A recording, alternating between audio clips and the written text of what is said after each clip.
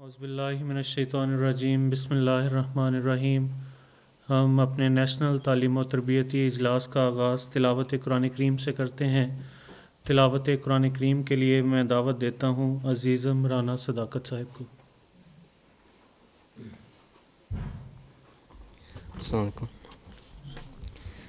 اعوذ باللہ من الشیطان الرجیم، بسم اللہ الرحمن الرحیم۔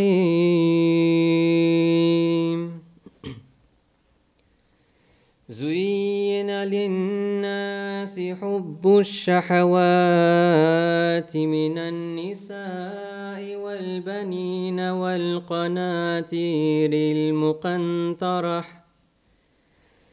من الذهب والفضة والخيل المسومة والأنعام والحرث، ذلك متاع الحياة الدنيا، والله عنده حسن المآب۔ قل أنبئكم بخير من ذلكم للذين اتقوا عند ربهم جنات تجري من تحتها الأنهار خالدين فيها وأزواج مطهرة ورضوان من الله، والله بصير بالعباد۔ الذين يقولون ربنا إننا آمنا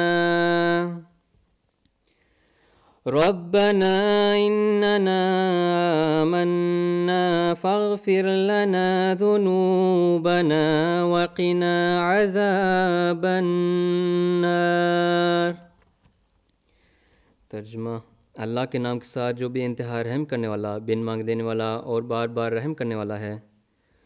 لوگوں کے لیے خواہشات کی محبت خوبصورت کر کے دکھائی جاتی ہے، یعنی وہ محبت جس کا تعلق عورتوں سے اور اولاد سے ہے اور ڈھیروں ڈھیر سونے چاندی سے ہے، اور ایسے گھوڑوں سے ہے جس پر نشان لگائے گئے ہوں، اور مال مویشی سے بھی ہے اور کھیتوں سے بھی۔ یہ سب دنیا کی متاع ہیں، اور اللہ وہ ہے جس کے پاس سب سے بہتر لوٹنے کی جگہ ہے۔ تو کہہ دے کہ کیا میں تمہیں ان چیزوں سے بہتر چیزوں کی خبر نہ دوں، ان لوگوں کے لیے جو اللہ کا تقوی اختیار کرتے ہیں۔ ان کے رب کے پاس ایسی باغات ہیں جن کے نیچے نہریں بہتی ہیں، وہ ان میں ہمیشہ رہیں گے، اور پاک کیے ہوئے جوڑے ہیں، اور اللہ تعالیٰ کی طرف سے رضا، اور اللہ تعالیٰ اپنے بندوں پر خوب نظر رکھتا ہے۔ وہ لوگ جو کہتے ہیں اے ہمارے رب، یقیناً ہم ایمان لائے، پس ہمارے گناہ بخش دے اور ہمیں آگ کے عذاب سے بچا۔ Nederlandse vertaling. In de naam van Allah, de barmhartige, de genadevolle. Voor de mensen is de liefde tot begierden, schoon schijnend gemaakt, vrouwen, kinderen en stapels, goud en zilver, raspaarden, vee en akkers. Dat is de voorziening van het leven deze wereld. Maar Allah is het, bij wie het juiste einddoel ligt. Zeg, zal ik u over iets beters inlichten dan over dit alles?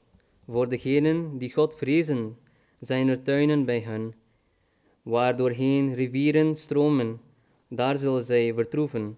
En voor hen zijn reinen met gezellen, alsmede Allahs welbehagen. En Allah ziet dienaren. Hen die zeggen, onze Heer, voorzeker hebben wij geloofd, vergeef ons daarom onze zonde en red ons van de straf van het vuur.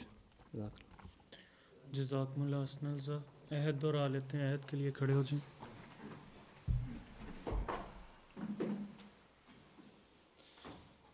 اشہد لا الہ الا اللہ وحدہ لا شریک لہ واشہد ان محمدا عبدہ ورسولہ اشہد ان لا الہ الا اللہ وحدہ لا شریک لہ واشہد ان محمدا عبدہ ورسولہ اشہد ان لا الہ الا اللہ وحدہ لا شریک لہ واشہد ان محمدا عبدہ ورسولہ۔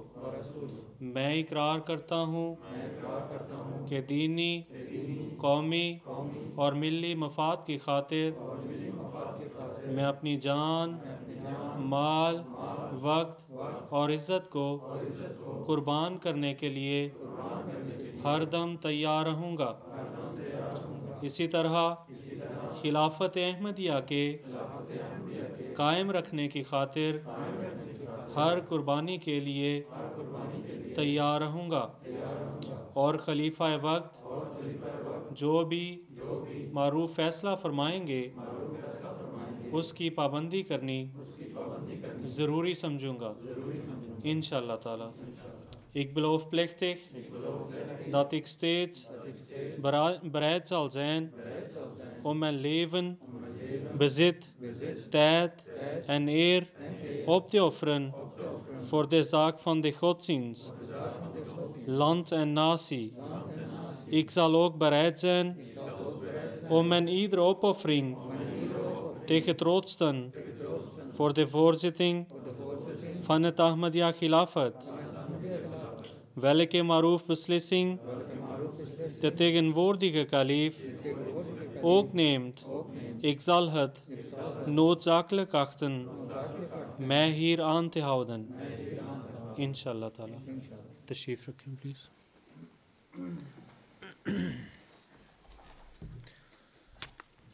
اب نظم پیش کریں گے مکرم حامد علی رضا صاحب۔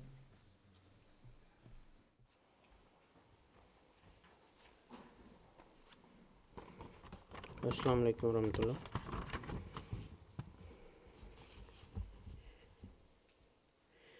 خلافت سہارا ہے ہم غم زدوں کا، اسے رکھ سلامت خدائے خلافت۔ خلافت سہارا ہے ہم غم زدوں کا، اسے رکھ سلامت خدائے خلافت۔ سنی ہم نے جس دم نوائے خلافت، ہوئے جان دل سے فدائے خلافت۔ ہے عرفان اسلام ہر سمت جاری، فلک گیر ہے اب صدائے خلافت، فلک گیر ہے اب صدائے خلافت۔ خلافت سہارا ہے ہم غم زدوں کا، اسے رکھ سلامت خدائے خلافت۔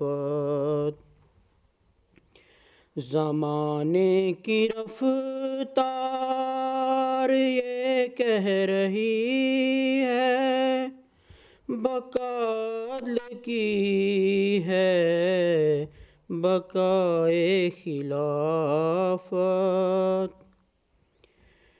کسی کے لبوں پر قصائد جہاں کے، ہمارے لبوں پر ثنائے خلافت سہارا ہے، ہم غم زدوں کا اسے رکھ سلامت خدائے خلافت۔ رہے حشر تک وہ ثنا خوان اس کا، رہے حشر تک وہ ثنا خوان اس کا، جسے اپنا جلوہ دکھائے خلافت سہارا ہے، ہم غم زدوں کا اسے رکھ سلامت خدائے خلافت۔ جزاکم اللہ خیر۔ آج کے ہمارے اجلاس کی جو پہلی تقریر ہے وہ ڈچ زبان میں ہوگی اور پیش کریں گے مکرم و محترم ذیشان اصغر صاحب۔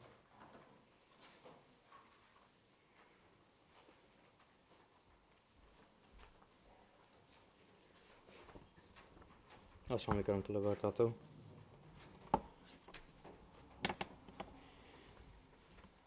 اشہد ان لا الہ الا اللہ وحدہ لا شریک لہ واشہد ان محمدا عبدہ ورسولہ، اما بعد فاعوذ باللہ من الشیطان الرجیم، بسم اللہ الرحمن الرحیم۔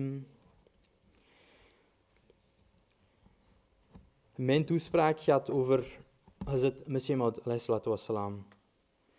De beloofde Messias ﷺ is de stichter van de Ahmadiyya moslimgemeenschap. Hij is door Allah gestuurd als hervormer.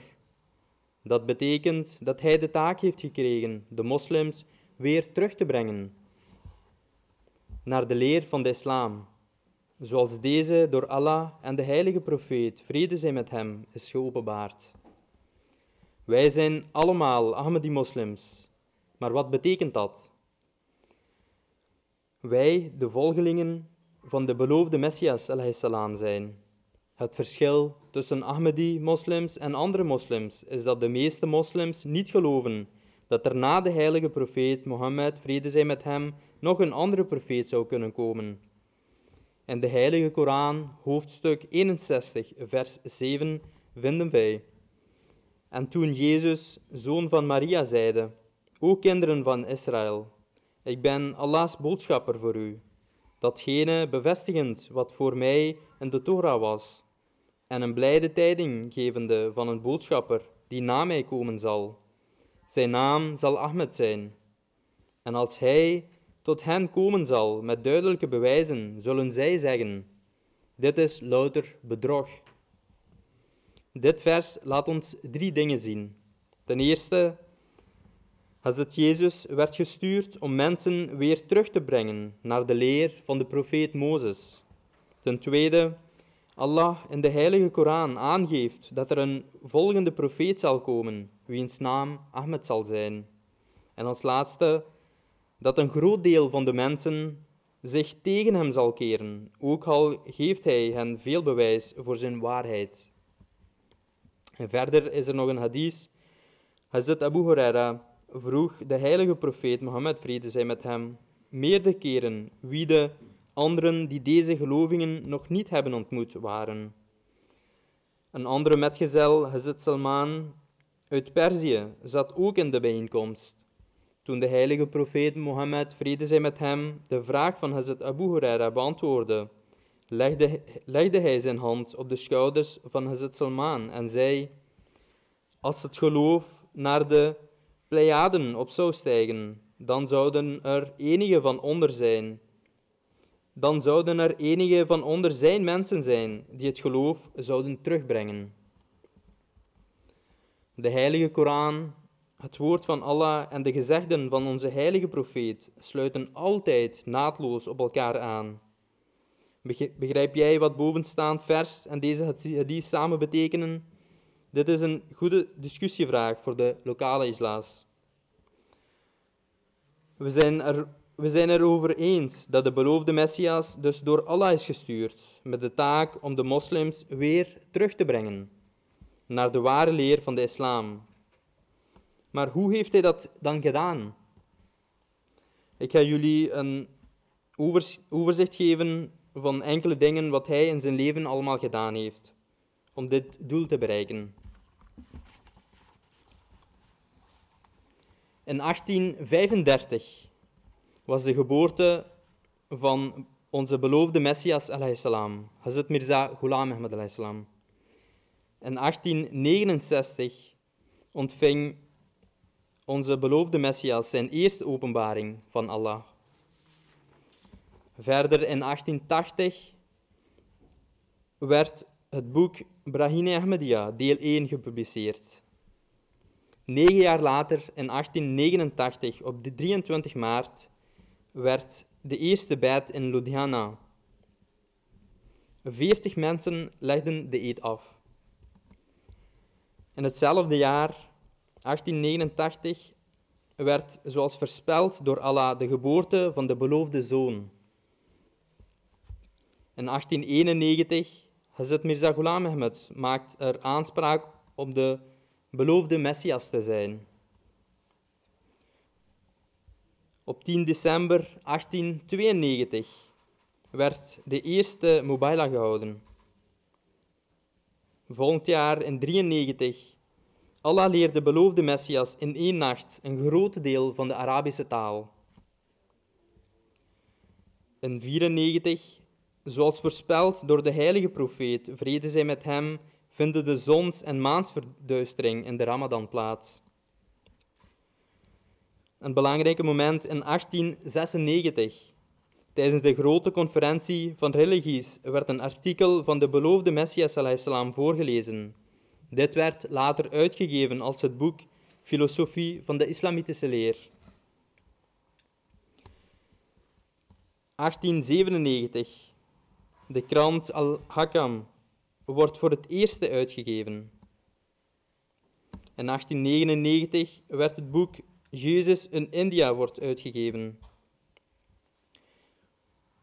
Op 4 november 1900 werd de naam Ahmadiyya voor het eerst geïntroduceerd.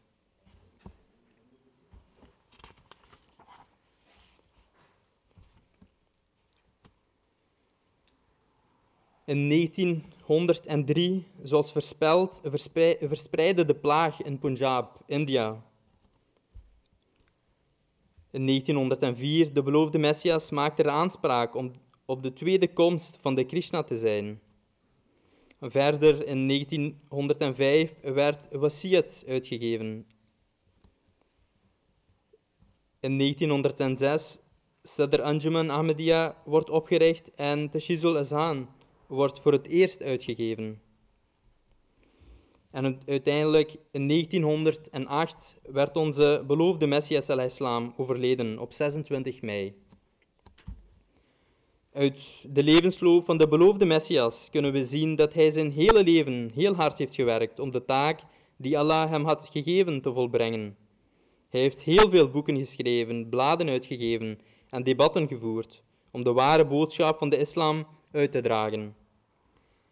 Als kind kunnen we al zien dat de persoonlijkheid van de beloofde Messias salam heel bijzonder was. Hij was niet betrokken bij wereldse zaken, maar was gericht op gebeden en zijn contact met Allah. Al zijn scholing ontving hij thuis. Vanaf 6-jarige leeftijd werd hij door Fazlullahi Sahib onderwezen in de leer van de heilige Koran en het Perzisch. Toen hij 10 jaar oud was, leerde hij Arabisch van Fazl Ahmed Sahib. Verder leerde hij van zijn vader ook de leer van de natuurmedicatie. De beloofde Messias, vrede zij salam, ontving zijn eerste openbaring van Allah toen hij 30 jaar oud was. Hierin vertelde Allah hem dat hij ongeveer 80 jaar oud worden. De openbaringen die hij van Allah ontving, werden steeds langer en kwamen steeds vaker. Sommige waren zelfs verschillende pagina's lang. De meeste openbaringen waren in Urdu of Arabisch, maar sommige ook in het Engels en Perzisch. Na het overlijden van de beloofde Messias alayhissalam werden alle openbaringen, dromen en visioenen verzameld in een boek, namelijk Tazkira. Zakla.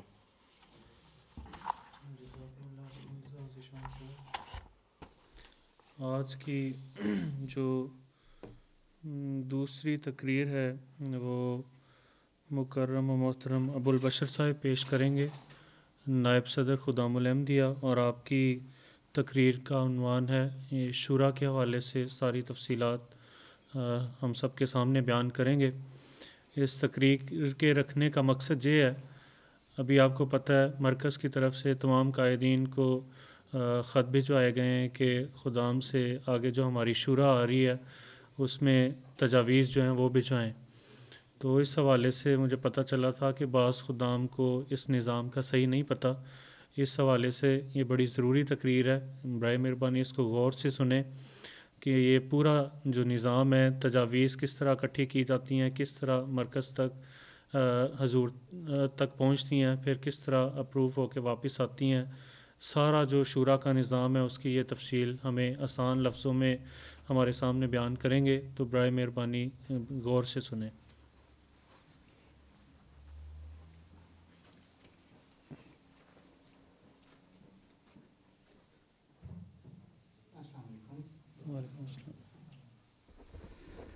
اشہدو ان لا الہ الا اللہ وحدہ لا شریک لہ واشہدو ان محمدا عبدہ ورسولہ اما بعد فاعوذ باللہ من الشیطان الرجیم بسم اللہ الرحمن الرحیم۔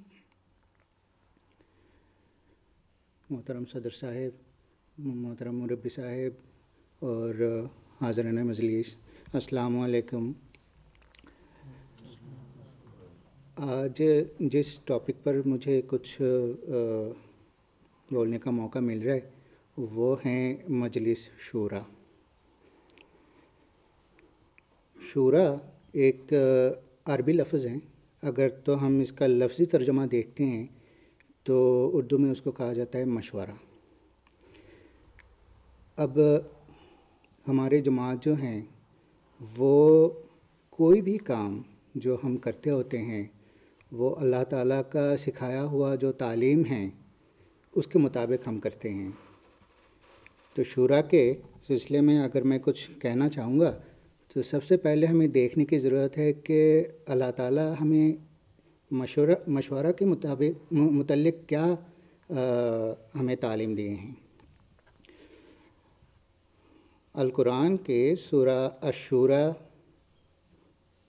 کے 39 نمبر آیت میں اللہ تعالیٰ فرماتا ہے، بسم اللہ الرحمن الرحیم والذین استجابوا لربہم واقاموا الصلاۃ وامرہم شوریٰ بینہم وَمِمَّا رَزَقْنَاهُمْ يُنْفِقُونَ، جس کا ترجمہ کچھ یوں ہیں، اور جو لوگ اپنے رب کے پکار پر لبیک کہتے ہیں اور نماز قائم کرتے ہیں اور ان کا معاملہ باہمی مشورہ کے تحت ہوتا ہے، اور وہ جو کچھ ہم نے ان کو دیا ہیں اس میں سے خرچ کرتے ہیں۔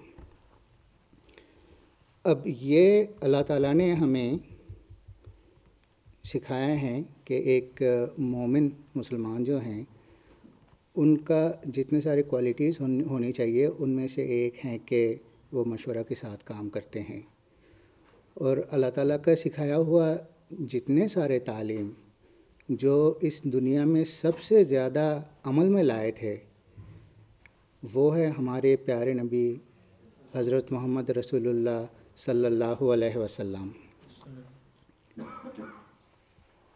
اب یہی چیز، یہی والا مشورہ والا جو بات ہے وہ حضور اپنی زندگی میں کس طرح عمل میں لائے تھے وہ ہمیں پتہ لگتا ہے حضرت عائشہ رضی اللہ تعالیٰ عنہا سے۔ آپ فرماتی ہیں کہ حضرت محمد صلی اللہ علیہ وسلم تمام معاملات دوسرے سے مشورہ کرنے میں سب سے زیادہ مشہور تھے۔ اب یہی والا تعلیم جو ہیں جو کہ اللہ تعالیٰ نے سکھایا ہے اور رسول کریم صلی اللہ علیہ وسلم اپنی زندگی میں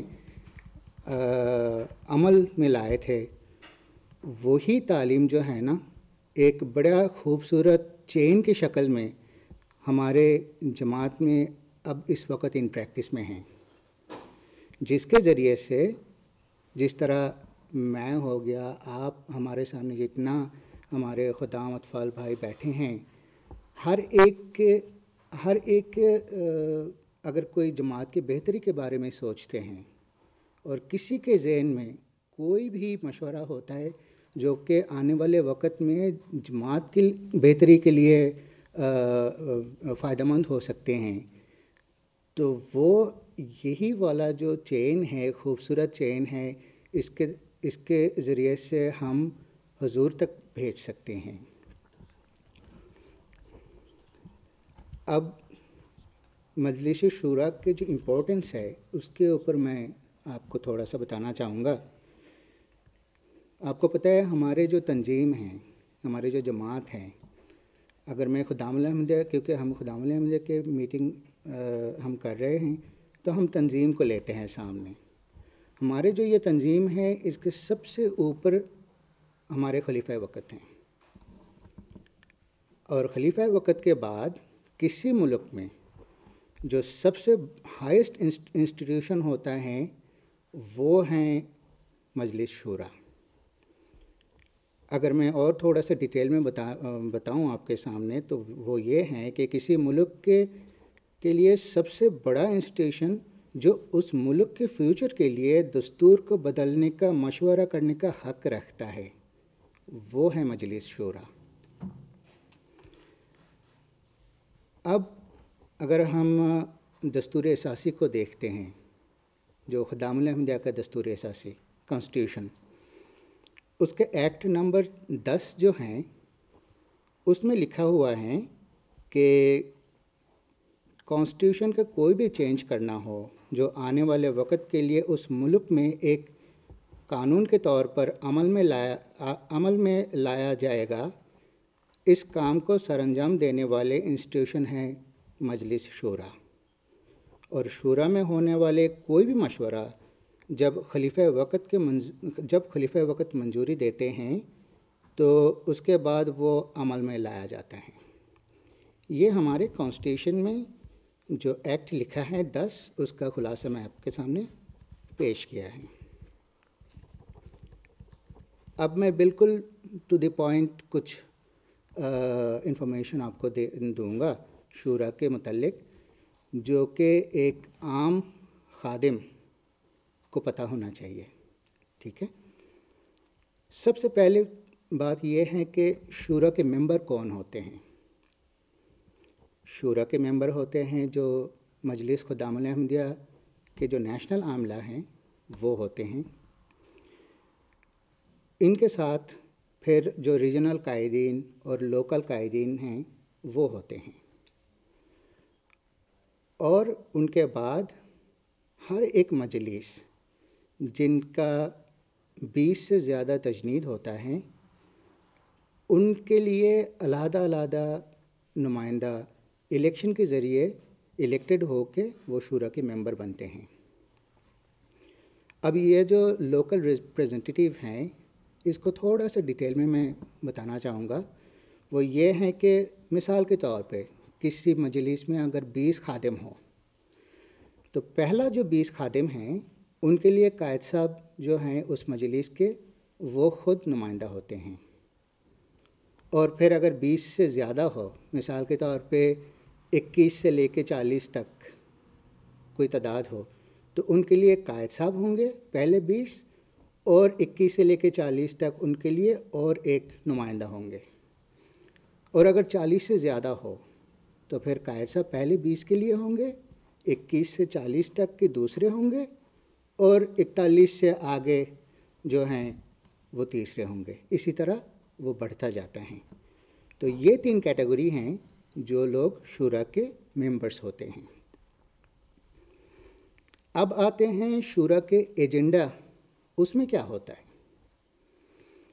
شورا کے جو ایجنڈا ہیں اس کا مین جو ڈھانچہ ہیں، شورا کے ایجنڈا میں اس سے پہلے کہ بتا دوں کہ شورا کے ایجنڈا جو ہیں وہ خلیفہ وقت جس طرح ہمیں فرماتے ہیں وہی فائنل بنتے ہیں، لیکن اس میں سے کچھ چیز ہیں جو کہ جس کا جو ہیں وہ ہم سے ڈائریکٹلی تعلق رکھتے ہیں، وہ میں آپ کے سامنے پیش کرتا ہوں۔ ایک ہے پروپوزلز، مشورہ، اور دوسرا ہے بجٹ۔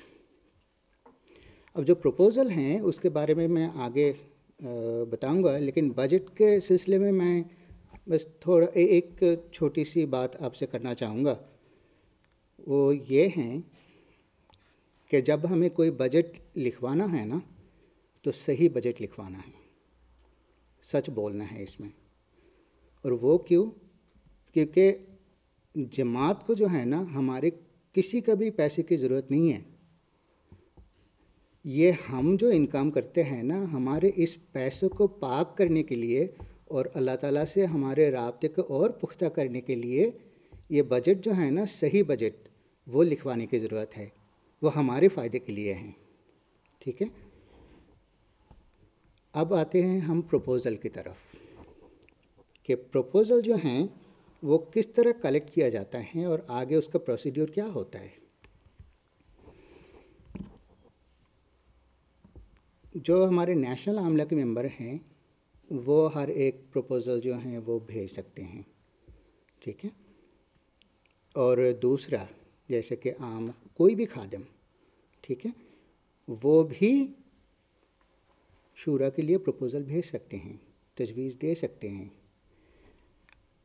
اب ایک عام خادم جو کہ چاہتے ہیں کہ انہوں نے کوئی اچھا چیز سوچا ہے مجلس کے بارے میں کہ اگر تو مجلس میں اس طرح کے کوئی کام ہو تو بہت بہتری آ سکتے ہیں، وہ کس طرح شورا تک پہنچتے ہیں اس کا جو سلسلہ ہے وہ میں آپ کے سامنے پیش کرتا ہوں۔ سب سے پہلے ہمیں ہر ایک جو ہم میں سے یہاں ہیں ان کو سوچنا چاہیے کہ دیکھیں اللہ تعالیٰ نے ہمیں کتنا بڑا ذمہ داری دیے ہیں کہ جو جماعت کے عہدیداران ہیں جن کے پاس کوئی بھی ذمہ داری ہیں، صرف وہ نہیں بلکہ ہمارے ہر ایک کا یہ فرض بنتا ہے کہ ہم جماعت کی بہتری کے لیے سوچیں۔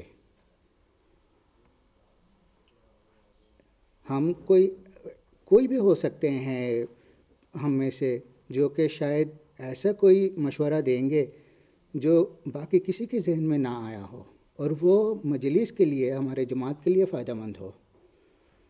تو اسی لیے ہر ایک جو ہے نا ان کو بہت زیادہ دعا کرنی چاہیے، اور ساتھ ساتھ اگر آپ کے ذہن میں کوئی بھی مشورہ آتے ہیں تو وہ قائد صاحب کو آپ کو لکھ کے دینا چاہیے۔ یہی والا چیز جو ہے نا وہ میں بتانا چاہ رہا تھا کہ آپ کے ذہن میں کوئی بھی مشورہ آ رہا ہو جو آپ شورا میں بھیجنا چاہتے ہیں اور شورا کے ذریعے حضور تک پہنچانا چاہتے ہیں تو وہ آپ اپنے نام کے ساتھ لکھ کے قائد صاحب کو جمع کروائیں۔ اب قائد صاحب کیا کرتے ہیں؟ قائد صاحب کے پاس جتنے سارے مشورہ آتے ہیں وہ اپنے عاملہ میں ڈسکس کرتے ہیں، اور یہ لازمی ہے۔ جو ہمارے قائدین یہاں بیٹھے ہیں وہ پلیز اس کو نوٹ کرے کہ آپ کو پتہ بھی ہوگا لیکن پھر بھی میں دوبارہ یاد دلاتا ہوں کہ کوئی بھی مشورہ اگر آپ کے پاس آتے ہیں آپ کے کسی بھی خادم کی طرف سے، وہ پلیز آپ نوٹ کرے، اکٹھا کرے اور آپ کے عاملہ میں اس کو ڈسکس کریں۔ اب عاملہ میں کیا ڈسکس کریں گے؟ کسی نے اگر کوئی بھی مشورہ بھیجا ہو تو عاملہ میں یہ نہیں ڈسکس کرنا کہ یہ انہوں نے کیوں بھیجا ہے یا اس کا کیا کرنا ہے، وہ نہیں۔ انہوں نے صرف اتنا دیکھنا ہے کہ کیا یہ شورا میں جانے کے لائق ہیں یا نہیں۔ اب جب جتنے سارے آپ کے پاس آ گیا ہیں شورا کے پروپوزل، وہ آپ کے لوکل جو مجلس ہیں، مجلس عاملہ ہیں، اس میں ڈسکس ہو، اس میں سے چھانٹی کر کے جتنا آپ کو لگتا ہے کہ یہ شورا میں جانے کے لائق ہیں اس کو آپ فارورڈ کر لیں نیشنل عاملہ کے پاس. ٹھیک ہے. اب نیشنل عاملہ کیا کرتے ہیں؟ نیشنل عاملہ جتنے اس ملک کے جتنے سارے مجالس ہیں ان میں سے جتنے سارے پروپوزلس آتے ہیں اس کو لے کے ایک خاص میٹنگ میں بیٹھتے ہوتے ہیں، اور ہر ایک جو پروپوزل ہیں اس کو بڑی ڈیٹیل کے ساتھ وہ دیکھتے ہیں، اور وہ دیکھتے یہ ہیں کہ کیا یہ پروپوزل شورا میں ڈسکس ہونا چاہیے کہ نہیں. اس سے زیادہ جو ہیں نیشنل عاملہ نہیں دیکھتے یا کوئی اس کے اوپر جو ہیں زیادہ بحث نہیں کرتے، کیونکہ اس ڈسکشن کا مقصد ہی اتنا ہوتا ہے کہ اس کا میرٹ چیک کرنا ہوتا ہے. جو پروپوزل آئے ہیں اس کا میرٹ کیا کہتے ہیں، کہ کیا یہ کوئی کانسٹیٹیوشنل چینجز ہیں جس کی ضرورت ہے شورا میں جانے کے لیے، یا پھر ایڈمنسٹریٹیو میٹر ہیں. اس چیز کو دیکھ کے جو بھی ایک لسٹ بنتا ہے فائنل مجلس عاملہ کی طرف سے، جو ایک فائنل فارورڈڈ لسٹ ہوتا ہے، وہ سارے شورا کے پروپوزل جو ہیں حضور کے پاس بھیجا جاتا ہے. اب آپ کے ذہن میں ایک سوال آ سکتے ہیں کہ مثال کے طور پہ پورے بیلجیم سے ہمیں 10 مشورہ آئے ہیں، ان میں سے 5 جو ہیں وہ نیشنل عاملہ حضور کے پاس بھیجا ہے کہ حضور کیا ہم اس کو شورا کے ایجنڈا کے طور پہ شامل کرے کہ نہیں. باقی 5 کا کیا ہوا؟ جو 5 شورا کے ایجنڈا کے لیے انکلوڈ نہیں کیا گیا وہ بھی ہمیں حضور کو بھیجنا پڑتا ہے، اور اگر حضور چاہیں تو ان میں سے کوئی بھی پوائنٹ جو ہے نا وہ حضور شورا کے ایجنڈا میں لا سکتے ہیں. تو اسی طرح جب ایک فائنل شکل مجلس عاملہ کی طرف سے ایک پروپوزڈ فائنل ایک تجویز کی لسٹ حضور کے سامنے جاتا ہے، اور آپ سب کے بجٹ جو ہیں وہ آ جاتے ہیں، وہ بھی ایک پروپوزڈ بجٹ جو ہیں وہ تیار ہوتا ہے، تو وہ نیشنل عاملہ حضور کے سامنے رکھتے ہیں، اور حضور اگر جس طرح بھی آگے فرماتے ہیں تو اس حساب سے جو ہیں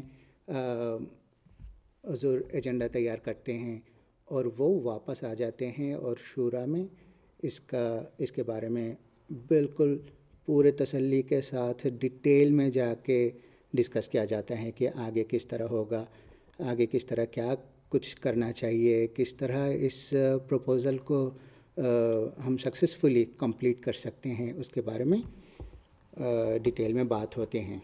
اب اس کے بعد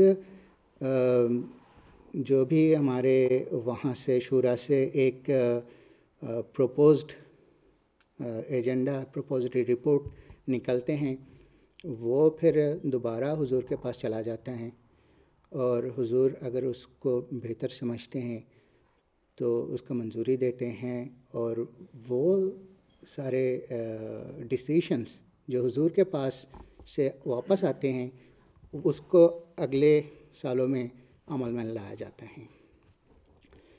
تو یہی تھا. اچھا، ایک چیز میں یہ بھی بتا دوں کہ شورا کے جو ممبر ہیں، جو 3 کیٹیگری میں نے آپ کے سامنے رکھا ہے کہ نیشنل عاملہ جتنے سارے قائدین ہیں اور جو لوکل ریپریزنٹیٹیو ہیں، وہ سارے ایک شورا سے لے کے دوسرے شورا تک جو ہیں وہ شورا کے ممبر ہوتے ہیں.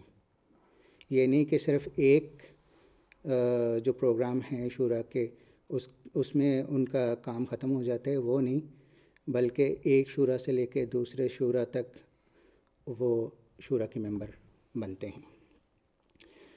اللہ کرے کہ ہم سب شورا کے جو اہمیت ہے اس کو سمجھے، اپنی ذمہ داری کو سمجھے، مجلس کے بہتری کے لیے ہم سوچیں، اور اگر کوئی بھی آپ کے پاس پروپوزل ہو جو آپ چاہتے ہیں کہ شورا کے ذریعے حضور تک آپ بھیجنا چاہتے ہیں، تو وہ پلیز آپ ضرور قائد صاحب کو جمع کروائیں۔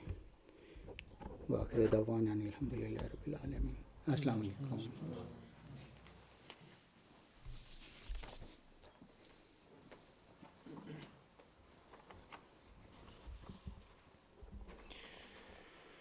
اشہد ان لا الہ الا اللہ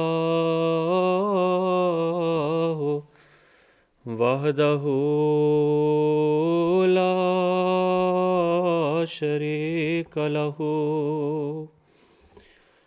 واشہد ان محمدا عبدہ ورسولہ اما بعد فاعوذ باللہ من الشیطان الرجیم بسم اللہ الرحمن الرحیم۔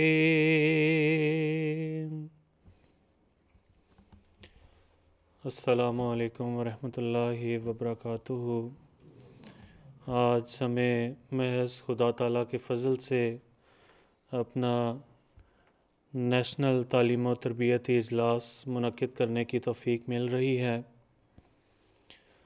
ابھی میرے سے پہلے جو دو مقررین نے آپ کے سامنے تقریریں کی ہیں یا اپنی گزارشات پیش کی ہیں، دونوں نے ہی بڑے آسن رنگ میں جو مضمون انہیں دیا گیا تھا وہ آپ کے سامنے نہایت ہی آسان الفاظ میں بیان کرنے کی کوشش کی ہے۔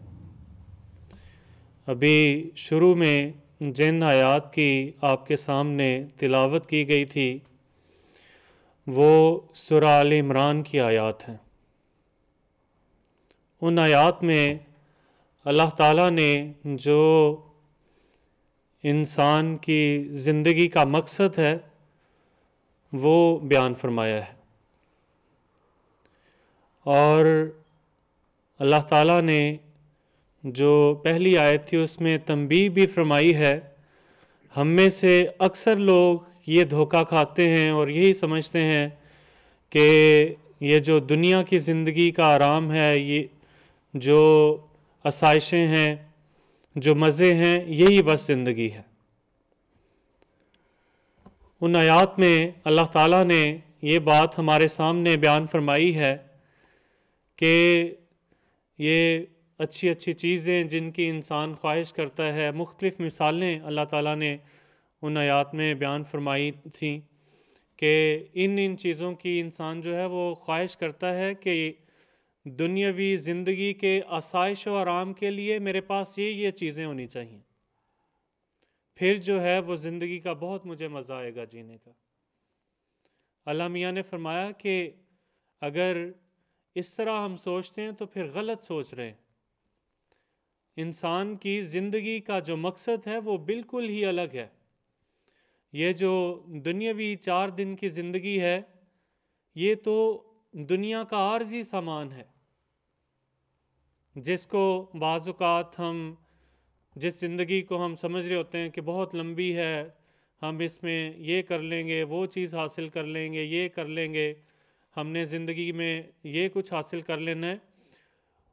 اس کے متعلق اللہ میاں نے فرمایا کہ یہ دنیاوی جو زندگی ہے یہ انسان کی 4 دن کی زندگی ہے۔ انسان کو نہیں پتا کہ اس نے کتنی دیر زندہ رہنا ہے اور کیا کیا اس نے کر پانا ہے۔ ہم اگر دیکھیں تو بے شمار ایک خواہشوں کی لسٹ ہوتی ہے ہمارے پاس کہ میں نے اتنی عمر میں یہ کر لینا ہے، اتنی عمر میں نے شادی کر لینی ہے، اس کے بعد یہ ہو جانا ہے، اس کے بعد میرے پاس انشاءاللہ گھر بھی ہوگا، یہ فلاں آسائش و آرام کے لیے اچھی گاڑی بھی ہوگی، اچھے کپڑے میں نے پہننے ہیں۔ انسان بے شمار جو خواہشیں ہیں نا وہ اپنے سامنے رکھ لیتا ہے کہ یہ ساری چیزیں میں نے حاصل کرنے کی کوشش کرنی ہے، بلکہ اس طرح نہیں ہے۔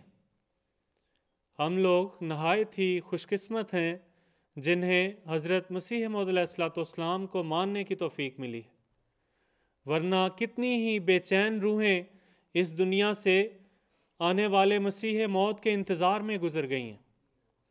ہم لوگ خوش قسمت ہیں، ہمارے آباء و اجداد خوش قسمت ہیں جنہوں نے حضرت مسیح موعود علیہ الصلوۃ والسلام کے ہاتھ پر جو ہے وہ بیعت کی ہے، اور آگے ان کی نسلوں میں سے اللہ تعالیٰ جو ہے وہ ان کی نسلوں میں سے ہم ہیں۔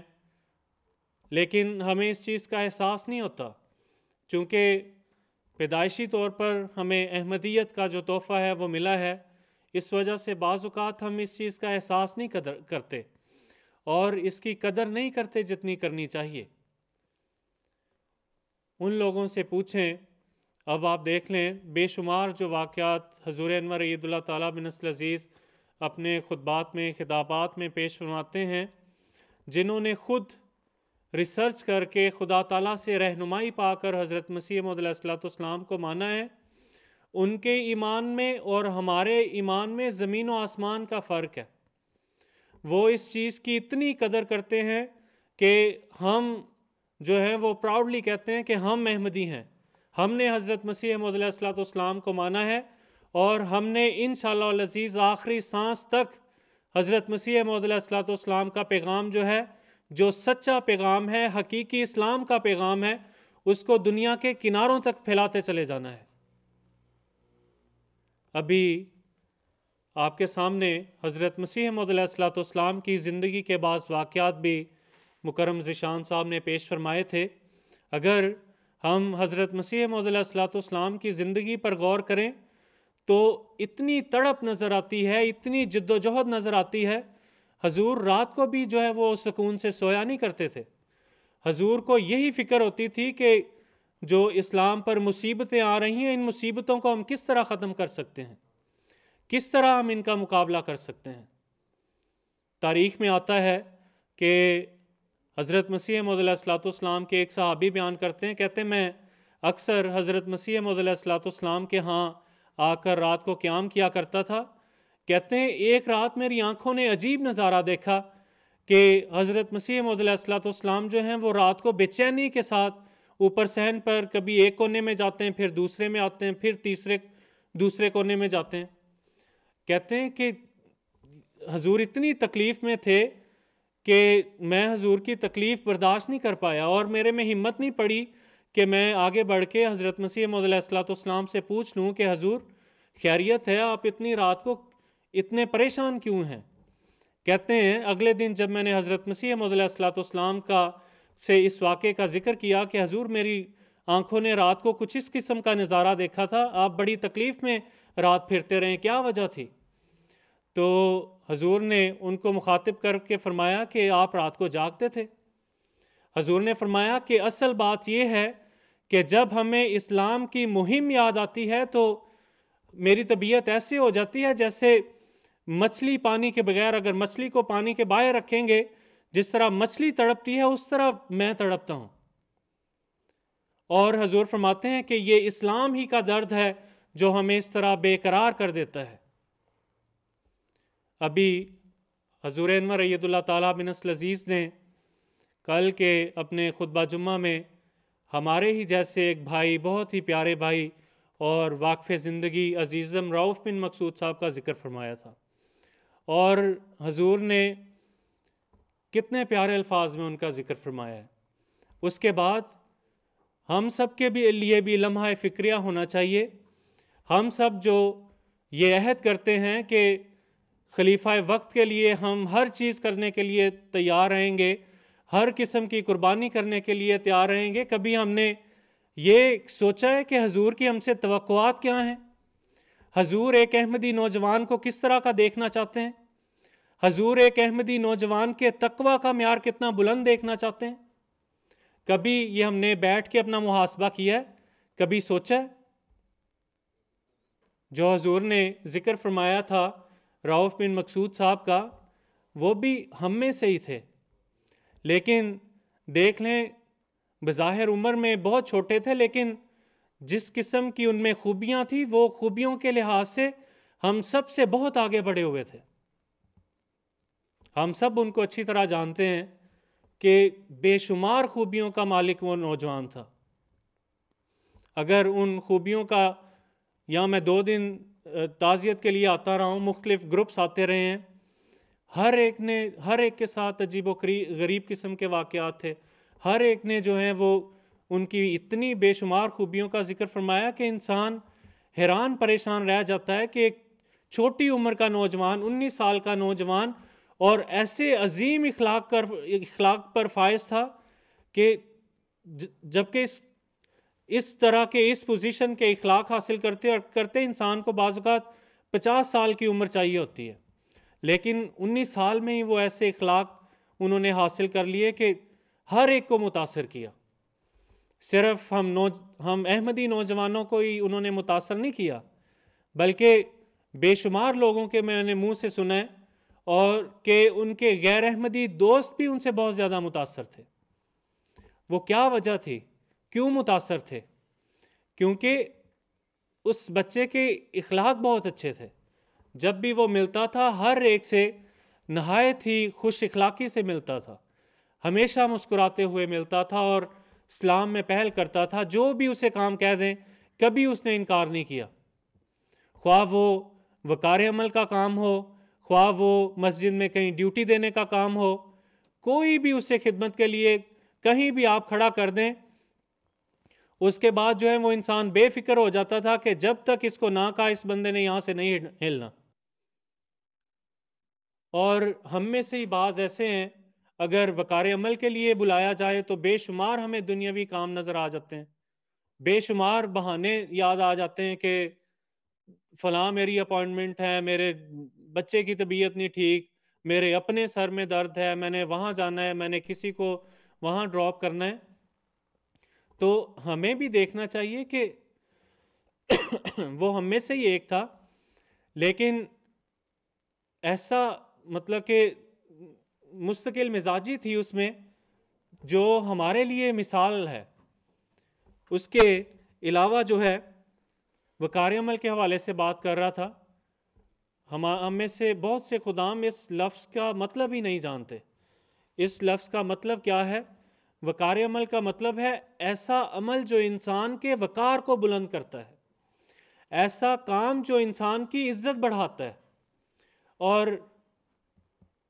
میں نے کبھی نہیں دیکھا، مجھے بھی یہاں کئی سال خدمت کی توفیق ملی ہے، خواہ اسے آپ ٹوائلٹ کی صفائی کا کہہ دیں، کبھی بھی آپ اس کے چہرے پہ کوئی جو ہے وہ غصے کے اثار نہیں دیکھیں گے یا ناپسندیدگی کا اظہار نہیں دیکھیں گے کہ مجھے یہ کام پسند نہیں ہے. بڑی خوشی سے کام کرتا تھا. لیکن اگر ہم سب جو یہاں بیٹھے ہوئے ہیں، جو بات سن رہے ہیں، اگر ہم اپنا جائزہ لیں تو ہم سب کو بھی پتہ چلے گا کہ ہم کن معیار پر اس وقت ہیں. اور کیا جب قائد صاحب کی طرف سے یا مربی صاحب کی طرف سے یا صدر جماعت کی طرف سے آپ کو کسی جماعتی کام کے لیے بلایا جاتا ہے، کیا ہم اس طرح لبیک کہتے ہوئے نظر آتے ہیں؟ کیا کل کو جب ہم خدا تعالیٰ کے حضور حاضر ہوں گے ہمارے پیچھے بھی اس طرح کے لوگ ہوں گے ذکر خیر کرنے والے؟ کیا ہم بھی اتنے خوش قسمت ہوں گے کہ حضور انور اید اللہ تعالیٰ بن نصر العزیز اپنے لبوں مبارک سے ہمارا بھی ذکر کریں؟ تو یہ ایسی چیزیں ہیں جو ہمیں پریشان کر دینی چاہیے، پریشان کر دینے والی ہونی چاہیے. اس حوالے سے اس کے چند ایک میں رؤف بن مقصود صاحب کے واقعات آپ کے سامنے پیش کر دیتا ہوں. آپ سب بھی ان کو اچھی طرح جانتے تھے. ان کی والدہ صاحبہ کہتی ہیں، یہ ہم لوگوں کے ساتھ بھی کئی دفعہ اس طرح کی چیز پیش ہو سکتی ہے، لیکن ہم میں سے کتنے جو آگے بڑھ کے یہ کام کرتے ہیں. کہتی ہیں ایک دفعہ ہم بازار گئے کہ ایک میں نے بوڑھی خاتون کو دیکھا، وہ سامان اٹھا کے جا رہی تھی اور سامان کافی وزنی تھا، اٹھایا نہیں جا رہا تھا. کہتے ہیں تحسین صاحب، رؤف بن مقصود صاحب آگے بڑھیں، اس سے ہیلپ کے لیے پوچھیں اور اس کا سامان گھر تک چھوڑ کے آئیں، اور اسے آخر میں اپنے والد صاحب کا نمبر بھی دے کے آئیں کہ جب بھی آپ کو کسی چیز کی ضرورت پڑے تو آپ بلا ہچکچاہٹ جو ہے ہمیں فون کریں. ہمارے سامنے بھی کئی دفعہ مارکیٹ میں اس طرح کی چیزیں پیش آ جاتی ہیں، بازار میں پیش آ جاتی ہیں. ہم میں سے کتنے لوگ ہوں گے جو فٹافٹ آگے بڑھ کے اس طرح کسی کی مدد کرنا چاہیں گے؟ پھر چونکہ مجھے جلسہ سالانہ یو کے پر ڈیوٹی دینے کا بھی موقع ملتا ہے، وہاں بھی میں نے ان کو ڈیوٹی دیتے ہوئے دیکھا ہے، اور رشک آتا تھا کہ ایک دفعہ ایک چیز کا میں ذکر کر دیتا ہوں۔ ایک دن موصوف جو ہیں وہ رات کو جامعہ میں ہماری رہائش ہوتی تھی، جامعہ میں آیا تو رات کو نا کافی 12-1 بجے کا ٹائم ہوگا، تو صفائی کر رہے تھے رؤف بن مقصود صاحب۔ میں نے انہوں نے کہا کہ عمران صاحب کافی رات ہوگی، آپ بھی کچھ آرام کر لیں، اگلے دن پھر مطلب کہ جلسے سے کچھ پہلے دنوں کی بات ہے۔ ڈیوٹی کے لیے ہم عموماً 1 ہفتہ جلسے سے پہلے چلے جاتے تھے، تو جلسہ ابھی شروع ہونا تھا، شاید 1 دن تھا، تو ابھی مہمان جو ہیں وہ بڑی کثیر تعداد میں جامعہ میں مہمانوں کی رہائش ہوتی ہے، اور مختلف ہوٹلز جماعت نے بک کیے ہوتے ہیں۔ تو رات کو سیڑھیوں پر صفائی کر رہے تھے، میں نے کہا عمران صاحب آپ جا کر اب آرام کر لیں، باقی کام کل کر لیجئے گا۔ تو کہتے ہیں نہیں عمران صاحب، میرا جو ٹاسک ہے وہ میں نے کمپلیٹ کر کے جانا ہے، تاکہ کل جب مہمان اٹھیں ان کو یہ سیڑھیاں صاف ستھری ملیں، اور حضرت مسیح موعود علیہ الصلوۃ والسلام کو کہ مہمانوں کو کسی قسم کی تکلیف نہ ہو۔ اب بظاہر وہ سیڑھیاں صاف ہی نظر آ رہی تھیں مجھے تو، لیکن کچھ چھوٹے چھوٹے مٹی کے ذرات تھے، لیکن جو ان کے ناظم نے انہیں کہا ویسے ہی اس بچے نے کیا۔ ہم میں سے بعض اوقات کسی کو ڈیوٹی کے لیے کہا جاتا ہے، خدام دیکھ رہے ہوتے ہیں کہ ہمارے ناظم صاحب کب آنکھوں سے اوجھل ہوں، فٹافٹ کر کے اچھی طرح کیا، نہیں اچھی طرح کیا، غائب ہونے کی ہوتی ہے کہ جی کام کمپلیٹ ہو گیا۔ لیکن رؤف بن مقصود صاحب ایسے تھے کہ کبھی بھی انہوں نے ایسا نہیں کیا، خواہ کوئی بھی ڈیوٹی ہو۔ قائد صاحب کہتے ہیں کہ وہ مجلس میں واحد خدام تھے، کہتے ہیں میں نے کئی دفعہ 20 دفعہ بغیر بتائے جو ہیں وہ ان کے گھر چلا گیا ہوں کہ ہمیں اس وقت فوری طور پہ ضرورت پڑ گئی ہے، مسجد میں یہ کام کرنا ہے یا اس ڈیوٹی کے لیے ہم نے جانا ہے، تو آ جائیں۔ کہتے ہیں کبھی بھی انہوں نے مجھ سے دروازے پہ بھی نہیں پوچھا، جب تیار ہو کے گاڑی میں بیٹھ جاتے تھے پھر پوچھتے تھے قائد صاحب ہم کہاں جا رہے ہیں؟ قائد صاحب پھر بتاتے تھے بھئی فلاں وقار عمل کے لیے جا رہے ہیں یا ڈیوٹی کے لیے جا رہے ہیں۔ تو ہم میں سے ہی بعض ایسے بھی ہیں جن کو بارہا دفعہ فون بھی کیا جاتا ہے تو فون اٹھانا ہی جو ہے وہ مناسب نہیں سمجھتے قائد صاحب کا۔ تو ہم میں سے ہر ایک کو اپنا اپنا محاسبہ کرنا چاہیے، جائزہ لینا چاہیے کہ ہم بھی حضرت مسیح موعود علیہ الصلوۃ والسلام کے فوج کے سپاہی اپنے آپ کو کہتے ہیں۔ وہ جو سپاہی گزر گیا ہے جس کا حضور نے کل نہایت ہی عظیم الشان الفاظ میں ذکر فرمایا ہے، اور حضور نے فرمایا ابھی وہ جامعہ کی پہلی کلاس میں تھے، جامعہ کمپلیٹ نہیں کیا تھا۔ حضور نے فرمایا کہ بہترین مربی تھے وہ، حضور نے ان کو وہ سرٹیفکیٹ بھی دے دیا کہ واقعی وہ بندہ مربی تھا۔ ہم لوگ جو اطاعت کا دم بھرتے ہیں نا کہ کوئی بھی چیز ہو ہم فوراً اطاعت کر لیں گے، ہم ہر وقت حاضر ہوں گے، تو ہمیں یہ دیکھنا چاہیے کہ یہ صرف وعدہ ہی نہیں ہے، یہ صرف عہد ہی نہیں ہے، اس کو ہم نے وفا بھی کرنا ہے، اس کو نبھانا بھی ہے۔ ہم نے جو آن حضرت صلی اللہ علیہ وسلم کے حوالے سے مثالیں سنی ہوئی ہیں نا کہ حضور مسجد نبوی میں صحابہ سے خطاب فرما رہے تھے، حضور نے فرمایا بیٹھ جائیں، باہر کسی صحابی کے کان میں آواز پڑی تو وہ وہیں بیٹھ گئے، حالانکہ وہ مخاطب بھی نہیں تھے، مخاطب جو مسجد کے اندر اصحاب تھے ان کو حضور نے فرمایا تھا کہ آپ لوگ بیٹھ جائیں، لیکن باہر ان کے جو صحابی باہر بیٹھ کے ان کے کان میں آواز پڑی اور وہیں بیٹھ کے کسی نے کہا کہ بھئی آپ تو مخاطب ہی نہیں ہیں اس حکم کے، آپ کیوں بیٹھ گئے؟ تو ان کا جواب وہ سننے کے لائق تھا۔ انہوں نے کہا کہ جب خدا تعالیٰ کے حضور میں حاضر ہوں گا اور میرے متعلق مجھ سے یہ پوچھا جائے گا کہ رسول کریم صلی اللہ علیہ وسلم کی یہ آواز تمہارے کان میں پڑی تو اس وقت میں کیا جواب دوں گا؟ یہ ان لوگوں کا تقویٰ کا معیار تھا۔ اور حضرت مسیح موعود علیہ الصلوۃ والسلام کے جماعت میں بھی ایسی ہمیں زندہ مثالیں بے شمار نظر آتی ہیں۔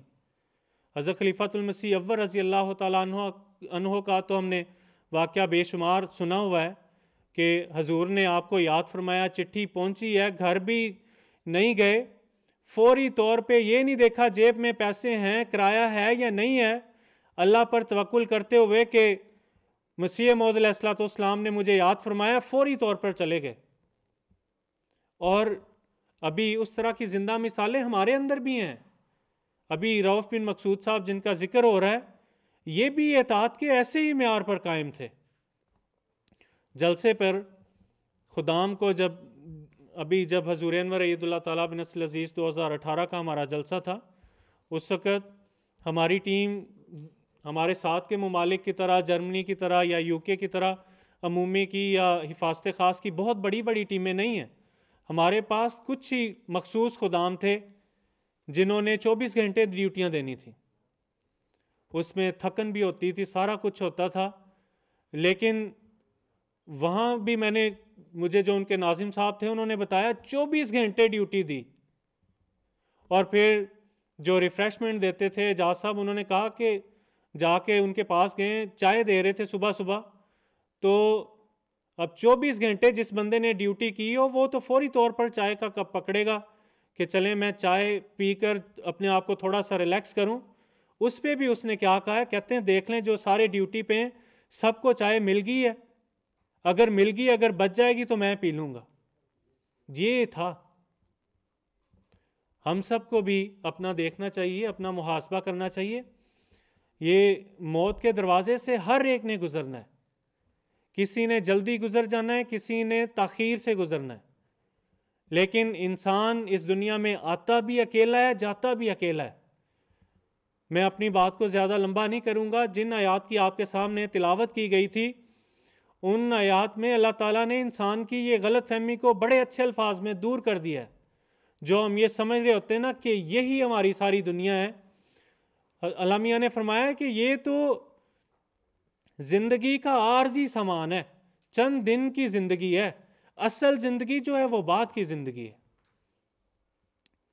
تو ہم سب کو اپنا جائزہ لینا چاہیے، محاسبہ کرنا چاہیے۔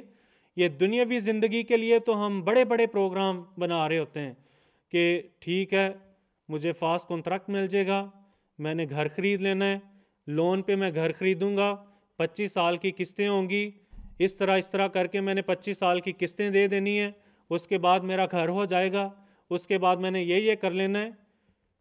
کئی سالوں کے ہم پلان بنا کر بیٹھے ہوتے ہیں، کبھی ہم نے جو ہماری اصل زندگی ہے، اخروی زندگی ہے، اس کے متعلق پلان بنایا ہے کہ اس کو خوبصورت بنانے کے لیے میں نے کیا کرنا ہے؟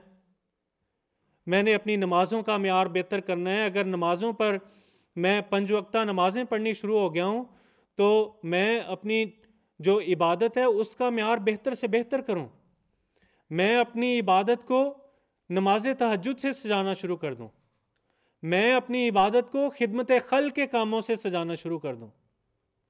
کبھی ہم نے اس طرح بیٹھ کے پروگرام بنایا ہے کہ اللہ میاں کے حضور حاضر ہو کے ہم نے کیا جواب دینا ہے؟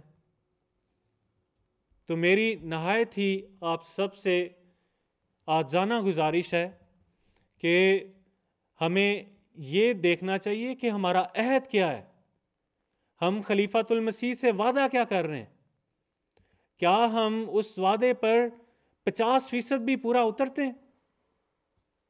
ہم میں سے کتنے ہیں جو 50% بھی اس عہد پر پورا اترنے کی کوشش کرتے ہیں؟ ہر ایک اپنا اپنا جائزہ لے سکتے ہیں۔ اس چیز کو آپ مختلف اینگل سے دیکھ سکتے ہیں۔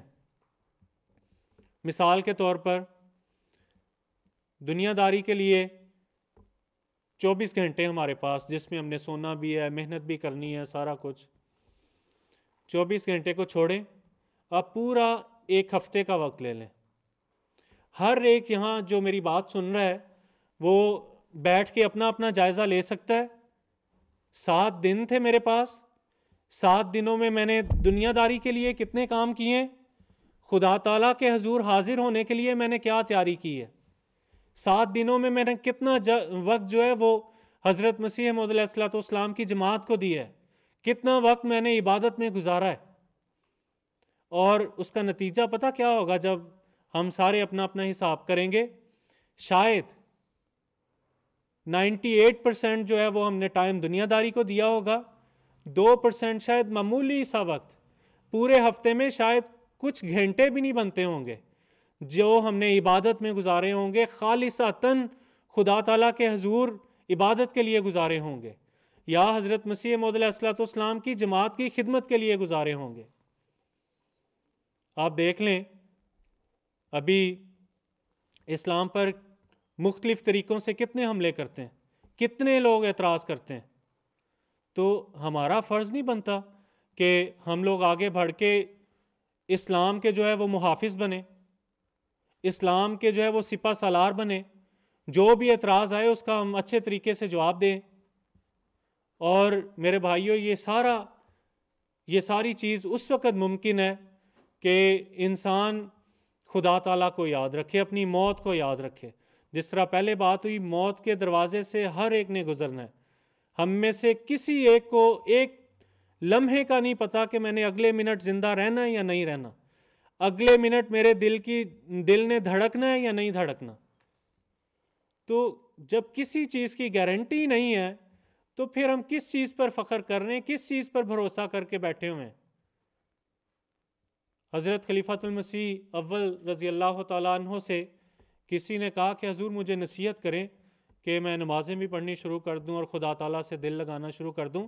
تو حضرت خلیفۃ المسیح اول نے نہایت ہی مختصر الفاظ میں اس کو یہ نصیحت فرمائی۔ حضور نے فرمایا اپنی موت کو یاد رکھو۔ جب انسان ہر لمحے اپنی موت کو یاد رکھے گا نا کہ میں نے کب خدا تعالیٰ کے حضور پیش ہو جانا ہے مجھے نہیں پتا، اللہ میاں سے یہی دعا ہے کہ اللہ میاں ہم سب کو صحت والی لمبی زندگی دے تاکہ ہم جماعت کی خدمت کر سکیں، لیکن گارنٹی کسی کی نہیں ہے۔ اگر ہم سب بھی اس نصیحت پر عمل کریں تو خدا کا خوف ہمارے دلوں میں پیدا ہوگا، تو پھر آپ دیکھیں ہماری نمازوں کے معیار بھی بہتر ہو جائیں گے، ہم جماعت کے ساتھ بھی زیادہ جڑنا شروع ہو جائیں گے، مسجدوں کو بھی جو ہے وہ وقت زیادہ دینا شروع ہو جائیں گے، اور آپ اپنے اندر ایک تبدیلی محسوس کریں گے۔ بعض اوقات انسان کے پاس پیسہ بھی ہوتا ہے، ہر چیز ہوتی ہے، آسائش و آرام کے لیے ہر چیز اس کے پاس موجود ہوتی، لیکن دلی سکون نہیں ہوتا۔ اس کی کیا وجہ ہے؟ ڈھیروں پیسے بھی پڑے ہوئے ہیں، ہر چیز اللہ میاں نے دی ہوئی ہے، لیکن مطمئن نہیں ہے دل۔ اس کی وجہ یہ کہ ہمارے دل خدا تعالیٰ کی محبت سے جو ہیں وہ خالی ہیں تقریباً۔ تو ان کو ہم نے خدا تعالیٰ کی محبت سے بھرنا ہے، خدا تعالیٰ کی محبت سے بھریں گے تو یہی اصل زندگی ہے۔ بس آخر میں میری دعا ہے کہ اللہ تعالیٰ ہم سب کو اپنے پیارے امام کی ان تمام توقعات پر پورا اترنے کی توفیق عطا فرمائے جو حضور انور اید اللہ تعالیٰ بن نصر العزیز ایک احمدی خادم سے رکھتے ہیں۔ اللہ تعالیٰ مجھے بھی اور آپ سب کو آج ہم نے جتنی بھی نیکی کی باتیں کی ہیں ان پر صحیح رنگ میں عمل کرنے کی بھی توفیق عطا فرمائے۔ آمین ثم آمین وآخر دعوانا الحمد للہ رب العالمین۔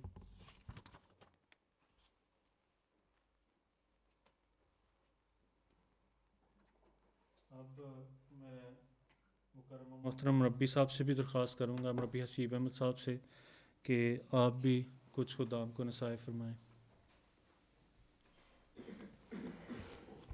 السلام علیکم ورحمۃ اللہ وبرکاتہ۔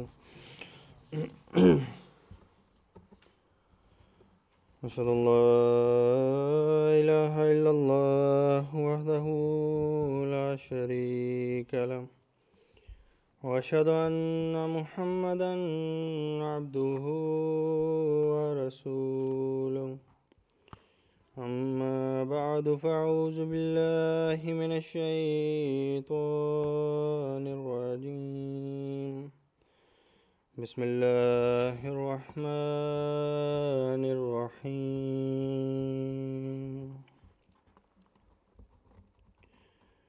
جیسے کہ شروع میں صدر صاحب خدام الحمدیہ نے فرمایا کہ آج اجلاس عام خدام الحمدیہ کا نیشنل جو ہے وہ یہاں منعقد ہو رہا ہے، اور یہ باقی خدام تک بھی ریکارڈنگ جو ہے وہ انشاءاللہ پہنچے گی۔ اس اجلاس کا مقصد یا کوئی بھی اجلاس جب ہم بلاتے ہیں، چاہے وہ خواہ وہ خدام الحمدیہ کا ہو، انصار اللہ کا ہو یا جماعتی ہو، اس کا مقصد سب سے اہم اور بنیادی جو ہوتا ہے وہ تربیت۔ صدر صاحب نے اپنی تقریر میں تقریباً ہر لحاظ سے جو ہمیں بعض اوقات کمزوریاں نظر آتی ہیں یا جن چیزوں کو ہمیں اپنانا چاہیے اس حوالے سے توجہ دلائی مختصر۔ میں ایک اور پہلو سے بعض چیزیں جو ہے وہ پیش کرنا چاہتا ہوں اختصار کے ساتھ، زیادہ وقت نہیں لوں گا۔ قرآن کریم کی ایک آیت ہے سورہ آل عمران کی کہ تم لوگوں میں سے کچھ ایسے لوگ ہونے چاہیے جو لوگوں کو بھلائی کی طرف اور نیک باتوں کی طرف بلائیں اور ان کو بری باتوں سے روکیں۔ بھلائی کی باتیں اور نیک باتیں ہمیں قرآن کریم نے سکھائی، اور قرآن کریم نے ہمیں یہ بھی سکھایا کہ کون سی بری چیزیں ہیں جن سے ہم نے بچنا ہے۔ اسی طرح حضرت صلی اللہ علیہ وسلم نے اپنے نمونے سے، اپنی حدیث سے ان چیزوں کی کھول کر وضاحت فرمائی، اپنے نمونے سے جو ہے وہ بتایا کہ کس طرح اچھی چیزوں کو اپنانا ہے، کس طرح ان پر عمل کرنا ہے، کس طرح دوسروں کا خیال رکھنا ہے، کس طرح اللہ کے حقوق ادا کرنے ہیں، کس طرح اللہ کی مخلوق کے حقوق ادا کرنے ہیں۔ پھر جب مسلمان حضرت صلی اللہ علیہ وسلم کی تعلیم کو، اسلام کی تعلیم کو، قرآن کریم کی تعلیم کو بھولنے لگے تو پھر خدا تعالیٰ نے اپنا فضل کیا اور حضرت مسیح السلام کی جو ہے واسط جو ہے وہ ہوئی، اور حضرت مسیح موعود علیہ السلام نے بطور تجدید دین جو ہے وہ اعلان فرمایا نبی ہونے کا، اور یہ فرمایا کہ میں اس لیے آیا ہوں کہ تاکہ تمام مسلمانوں کو دوبارہ حضرت صلی اللہ علیہ وسلم کے جھنڈے تلے جمع کروں اور وہی تعلیم دوبارہ میں جو ہے وہ نافذ کر سکوں، حالانکہ کوئی آپ نئی تعلیم لے کر نہیں آئے۔ اور پھر ہم خوش قسمت ہیں جو یہاں بیٹھے ہیں، سارے اکثر بلکہ سارے ہی ہم پیدائشی احمدی ہیں، ہمارے آباء و اجداد نے قربانیاں دیں، تکلیفیں سہیں، مخالفتیں جو ہیں ان کا سامنا کرنا پڑا، لیکن ہم یہاں بیٹھے ہیں یورپ میں سکون سے۔ شاید ہمیں بعضوں کو بلکہ اکثر لوگوں کو پتہ بھی نہیں ہوگا کہ ہمارے آباء و اجداد نے کیا کیا تکلیفیں سہیں، لیکن ہم بیٹھے ہیں، دنیا داری کما رہے ہیں، دنیا کے کام بھی کر رہے ہیں، جتنی توفیق ملتی ہے دین کے کام بھی کرتے ہیں۔ لیکن اصل چیز جو ہے وہ یہ ہے کہ اگر خدا تعالیٰ نے ہم پر اتنا فضل کیا کہ ہمیں حضرت مسیح موعود علیہ السلام کو ماننے کی توفیق دی، ہمارے آباء و اجداد کو ماننے کی توفیق دی، اور ہم ان کے گھروں میں پیدا ہوئے، تو پھر ہمارا فرض بنتا ہے کہ ہم حضرت مسیح موعود علیہ السلام کی ان تعلیمات کو، ان توقعات کے مطابق اپنی زندگی بھی بسر کرنے والے ہوں، ان کو بھولیں نہ۔ پھر حضرت مسیح موعود علیہ السلام کی وفات کے بعد ہمیں خلافت کی نعمت سے نوازا خدا تعالیٰ نے، اور خلافت کی اہمیت بیان کرتے ہوئے خدا تعالیٰ نے قرآن کریم میں فرمایا کہ یہ خدا تعالیٰ کی رسی ہے، اسے مضبوطی سے پکڑ لو تو بچ جاؤ گے، اگر تھوڑا سا بھی ہاتھ ڈھیلا ہوا تو آگ میں گرو گے۔ اور وہ کیسے؟ کہ جو خلیفہ وقت تمہیں حکم دیں اس کی ہو بہو اطاعت کرو، اس پر حاشیے نہ چڑھاؤ یا اس میں سے سوال نہ نکالو۔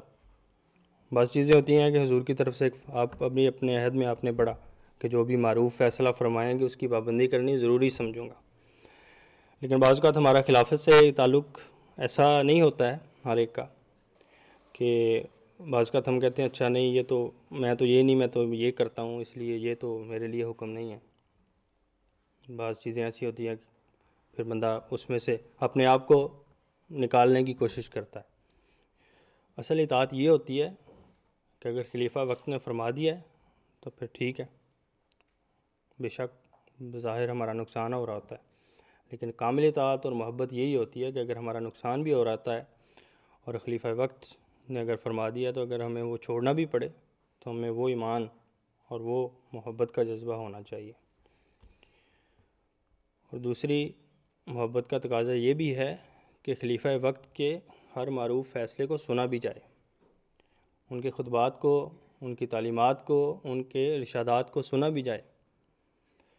ہم بہت خوش قسمت ہیں کہ آج کل کے زمانے میں دہریت کی دنیا میں ہم بیٹھے ہوئے ہیں کہ ہمیں ایک خلیفہ وقت، خدا تعالیٰ کا ایک خلیفہ ہے جو ہمیں ہر ہفتے اچھی چیزوں کی تعلیم دیتا ہے اور بری باتوں سے جو ہے وہ ہمیں رکنے کے لیے تلقین کرتے ہیں۔ لیکن یہ چیزیں اگر ہمیں سننے کے باوجود بھی نہ ہوں، ہم میں سستیاں ہوں، ہمیں کمزوریاں ہوں، ہم توجہ ہی نہ دیں اس طرف، تو پھر بڑے افسوس کی بات ہے۔ اور اکثر ایسے ہیں کہ شاید اپنی دنیا داری کی مصروفیت کی وجہ سے حضور کے خطبات بھی سن نہیں پاتے۔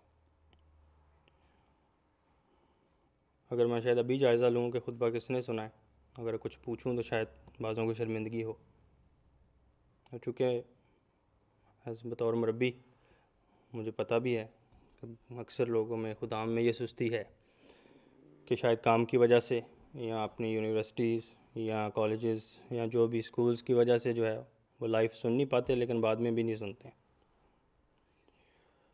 ایک علم کا خزانہ ہے جو حضور ہمیں ہر جمعے پر جو ہے وہ ہمیں دیتے ہیں۔ دنیا کے حالات، پوری دنیا سے حضور کو خطوط آتے ہیں، تربیتی کیا مسائل چل رہے ہیں، جماعت کو کس چیز کی طرف توجہ دلانے کی ضرورت ہے، وہ سارا خلاصہ اور نچوڑ حضور نکال کر ہمارے سامنے پیش کرتے ہیں۔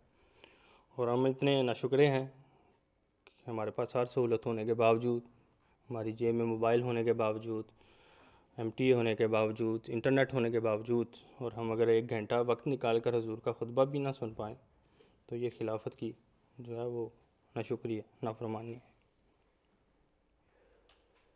ہر چیز اگر آپ حضور کا خطبہ سنیں، مسلسل سنیں، لگاتار سنیں، باقاعدگی سے سنیں، تو آپ کو ہر سوال کا جواب ملتا ہے۔ مثلا ابھی باتیں ہو رہی تھیں مرحوم رؤف بن مقصود صاحب کی، اور ہمیشہ جو ہم میں نہیں رہتے، جو چلے جاتے ہیں، چاہے وہ بزرگان ہوں، چاہے وہ ہمارا کوئی دوست ہو، اس کو یاد رکھنے کا ایک سب سے بہترین طریقہ یہ ہوتا ہے کہ ان کی باتوں کو یاد رکھا جائے، ان کی اچھی باتوں کو دوسروں تک پہنچایا جائے، اس پر خود بھی عمل کیا جائے۔ اور یہ بھی جو ہے اس طرح یاد رکھنے کا کسی کو ایک طریقہ ہے۔ آج کل حضور کے خطبات میں صحابہ کا ذکر چل رہا ہے، ہاں حضرت صلی اللہ علیہ وسلم کے وہ صحابہ جو جنگ بدر میں شامل ہوئے، اور اس میں ایسی ایسی چیزیں آتی ہیں، ایسے ایسے واقعات آتے ہیں کہ انسان کے سن کر رونگٹے کھڑے ہو جاتے ہیں۔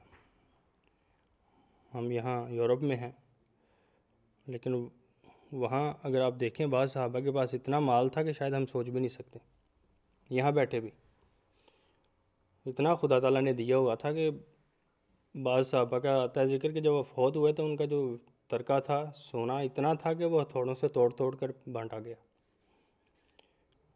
وہ خدا تعالیٰ نے نوازا تھا، اور وہ دین کے کام بھی کرتے تھے، بلکہ اول جو ہے وہ یہی فرض سمجھتے تھے کہ جو حضرت صلی اللہ علیہ وسلم نے فرمایا ہے، جو اسلام کے لیے وہ پہلے ہے، بعد میں یہ دنیا داری۔ اسی طرح آپ سے یہ بھی گزارش ہے کہ خطبات بھی سنا کریں حضور کے اگر کسی میں سستی ہے، اور دوسرا یہ ہے کہ بعض جو ہمارے صحابہ ہیں ان کی سیرت کی کتابیں بھی پڑھیں، کیونکہ بعض واقعات پڑھنے سے یا بعض بزرگوں کے حالات پڑھنے سے ایمان جو ہے وہ پختہ بھی ہوتا ہے اور اس میں اضافہ بھی ہوتا ہے، اور بہت سی چیزیں جو ہیں وہ ہمیں سیکھنے کو ملتی ہیں، اپنا محاسبہ کرنے کی جو ہے وہ بھی ہمیں موقع ملتا ہے۔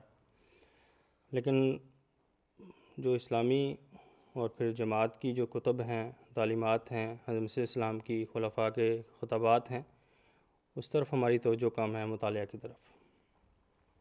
اور یہ سب چیزیں ہم یہاں تو آپ سنتے ہیں، اجلاس ہوتا ہے، جلسہ ہوتا ہے تو سال بعد، مہینے بعد کچھ تقاریریں سن لیتے ہیں، لیکن اصل چیز ہے کہ اپنے آپ میں وہ ایک شوق ہونا چاہیے کہ ہمارے بزرگان ہیں، خلفاء ہیں، حضرت مسیح اسلام نے کیا فرمایا ہے، کیا توقعات کی ہیں، کس طرح ہمارے بزرگوں نے قربانیاں دیں، کس طرح انہوں نے جو ہے وہ دین کو دنیا پر مقدم کیا۔ یہ سب چیزیں جو ہے وہ مطالعہ سے انسان کو زیادہ اچھی طرح سیکھنے کی ملتی ہے، توفیق ملتی ہے۔ بہرحال آپ کے عہد میں ایک یہ ہے کہ میں جان، مال، وقت اور عزت کی قربانی کے لیے ہر دم تیار رہوں گا۔ ابھی صدر صاحب نے بھی کہا جو سب سے زیادہ چیز ہمیں نظر آتی ہے کہ وہ بعض کا وقت کی قربانی اور مال کی قربانی میں بڑی مشکل پیش آتی ہے بعض لوگوں کو۔ لیکن اگر ایک چیز ہے چھوٹی سی، اگر آپ سوچیں کہ یہ مال، یہ وقت جو آپ گزار رہے ہیں، یہ کس نے دیا ہے؟ یہ اسی خدا نے دیا ہے جس کے لیے آپ کو قربانی کے لیے بلاتے ہیں، جس کی جماعت کے لیے آپ کو بلاتے ہیں۔ خدا تعالیٰ کے بارے میں تو یہ ہے کہ ایک پتا بھی جو ہے وہ اس کے اذن کے بغیر نہیں ہلتا۔ آپ سانسیں لے رہے ہیں، آپ وقت گزار رہے ہیں، آپ خوشحال ہیں، آپ کے بچے ہیں، آپ کے پاس ہر سہولت موجود ہے، آپ اس ملک میں بیٹھے ہیں جہاں شاید آپ کو مخالفت کا اس طرح سامنا نہیں کرنا پڑتا، آپ کو جان کا خطرہ نہیں ہے، لیکن اس کے باوجود بھی پھر ہم خدا تعالیٰ کی تعلیمات کی اس طرح ناشکری کریں تو یہ ہمارے لیے افسوس کی بات ہے۔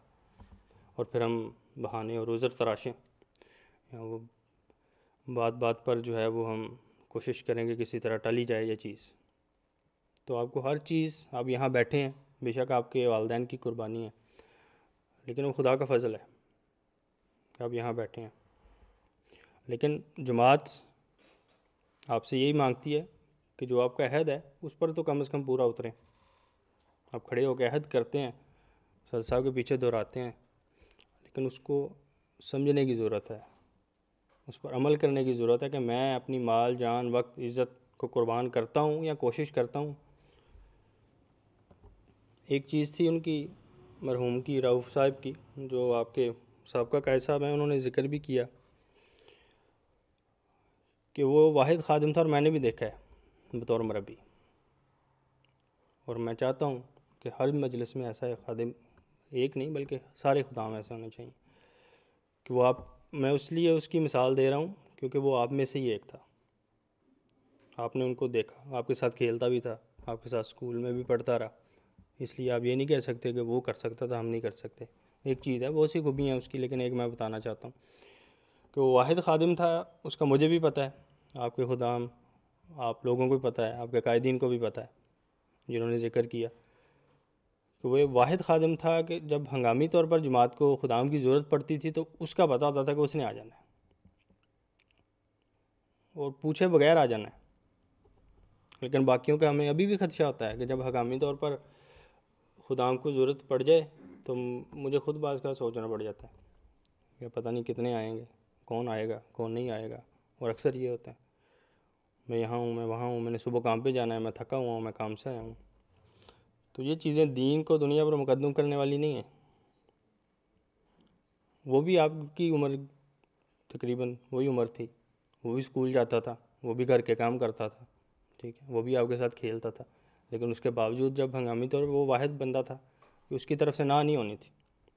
جیسے ابھی آپ نے واقعہ سنا کہ وہ ہاسپٹل میں بے ہوشی کی حالت میں کلاسیں لیتا رہا کیونکہ اس کو کہا گیا تھا اور بتایا تھا کہ نہیں اس نے، وہ ایک جذبہ ہے، اور یہ جذبہ تبھی پیدا ہوتا ہے کہ اگر ہم اپنی پیدائش کا مقصد سمجھیں، ہم یہ سمجھیں کہ ہم حضرت مسیح السلام کے ماننے والے ہیں، تو پھر ہم سے کیا توقعات ہیں۔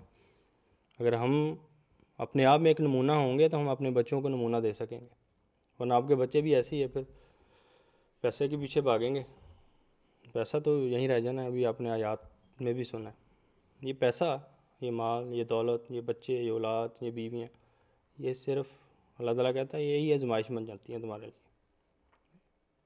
شیطان انہی کو استعمال کرتا ہے تمہیں آزمانے کے لیے اور تمہیں ٹھوکر لگانے کے لیے۔ خدا تعالیٰ کہتا ہے ہم نے دی ہیں تمہیں چیزیں، لیکن دین اور دنیا دونوں کو برابر لے کر چلو۔ تو یہ کچھ چیزیں تھیں، بہرحال بہت سی چیزیں ایسی ہیں جو ہمیں سستیاں ہیں، بار بار توجہ دلانے کی جو ہے وہ ہم کوشش بھی کرتے ہیں اور کرتے رہیں گے انشاءاللہ، لیکن آپ سے بھی درخواست ہے کہ جو اچھی چیزیں آپ کو سیکھنے کو ملتی ہیں، سننے کو ملتی ہیں، ان کو صرف سن کر ایک کان سے دوسرے کان سے نکالیں نہ، بلکہ ان کو اپنانے کی کوشش کریں، ان پر عمل کرنے کی کوشش کریں۔ جماعت کا کوئی بھی کام ہے اس کو حقیر نہ جانیں، اصل چیز یہی ہے جو آپ نے نیکیاں کر لیں وہی آپ کے بعد میں کام آنی ہے۔ یہ زندگی، یہ پیسہ، یہ تو یہیں رہ جانا ہے، آپ نے کفن میں جانا ہے اور مٹی تلے جانا ہے۔ آپ بڑی شہرت ہوتی ہے بعض کا، میرا نام بڑا مشہور ہے، لیکن آپ نے کبھی سوچا ہے، دیکھا ہے کہ جب آپ کو دفنانے لگتے ہیں تو یہ نہیں کہتے، نام نہیں لیتے یہ زید کو پکڑیں، بکر کو پکڑیں، کہتے ہیں اس میت کو پکڑیں، یہ میت ہے اٹھائیں اسے، تب آپ کا نام بھی نہیں لیتا کوئی، ڈیڈ باڈی کہتے ہیں۔ تو یہ نام، یہ شہرتیں جو ہے نا، یہ دنیا میں ہی ہیں، اصل نام اور شہرت جو ہے وہ خدا تعالیٰ کے حضور بنائیں، اگر وہ وہاں مقبول ہو گئے تو یہ دنیا بھی ہماری اور آخرت بھی ہماری۔ جس طرح حضرت مسیح السلام کو الہام ہوا تھا پنجابی میں، یہ تو میرا ہو رہے ہیں سب جگ تیرا۔ تو یہ چیزیں اللہ تعالیٰ ہمیں توفیق بھی دے کہ جو بھی اچھی چیزیں ہمیں سیکھنے کو ملیں اس پر ہم عمل کرنے والے ہوں، نہ صرف ہم بلکہ ہم ایک اچھا نمونہ بن کر اپنے بچوں کو وہ چیزیں سکھانے والے ہوں۔ جزاکم اللہ۔ جزاکم اللہ خیر۔ ابھی ہم انشاءاللہ العزیز دعا کے ساتھ اپنے اجلاس کا اختتام کریں گے۔ اب دعا کر لیں، دعا کے ساتھ ہم اپنا اجلاس ختم کرتے ہیں۔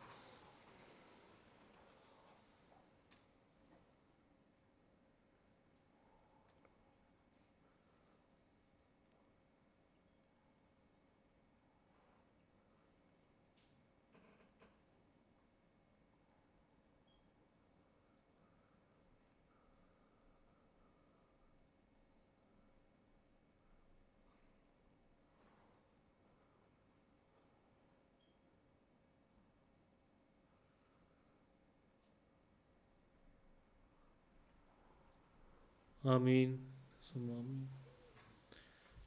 جزاکم اللہ حسن الجزا۔